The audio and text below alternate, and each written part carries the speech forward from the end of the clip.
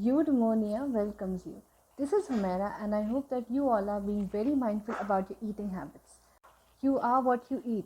This is a famous saying we all know, and that is why today's video is going to be an emphasis on food psychology. So let us get started.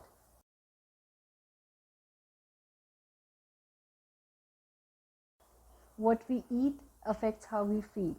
Food is supposed to be tasty and nourish our body.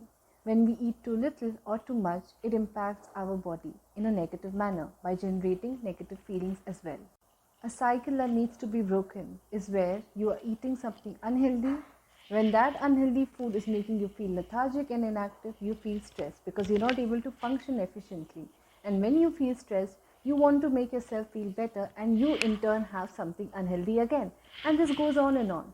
This needs to be broken. So when you are eating something healthy, the rest of the things will not happen and you will feel happy inside. So by learning how to make healthier food choices, you will be able to stop the binging habits, have a control over your appetite, and keep your energy levels high by being alert about what you eat. Apart from being alert and having high energy levels, there are other benefits of changing your unhealthy eating habits, such as having a more positive relationship with food, improving health, easier movement, and improving your body image.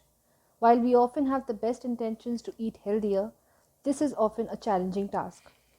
The factors that are responsible for influencing your eating habits could be due to the culture, evolutionary, social, family, individual liking, economic status, and psychology. There are many people who use food as a coping mechanism to deal with feelings of stress, boredom, or anxiety, or even to have prolonged feelings of joy.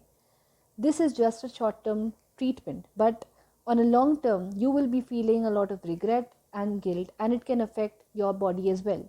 Even if you do not have any experience of gain of weight, there is a lot of undesired effect on your health, such as elevated blood sugar, cholesterol level, or blood pressure, to name a few. Cognitive behavioral treatment is the approach that we most often use because it deals with both thinking patterns and behavior. So, the three areas that are addressed through cognitive behavioral treatment include determining the person's readiness for change. So, the person needs to be understanding of what is the goal and how can they achieve it, and then they have to make a commitment to do it. The second point is where you have to learn how to self monitor. This helps in being more aware of what triggers you to eat in the moment and be more mindful of your food choices and portion size. It also helps you to stay focused on achieving long term progress.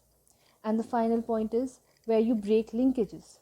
This focuses on stimulus control, such as not eating in a particular setting and not keeping unhealthy food choices in your home, or not hanging out with friends or other individuals who influence you to eat something unhealthy.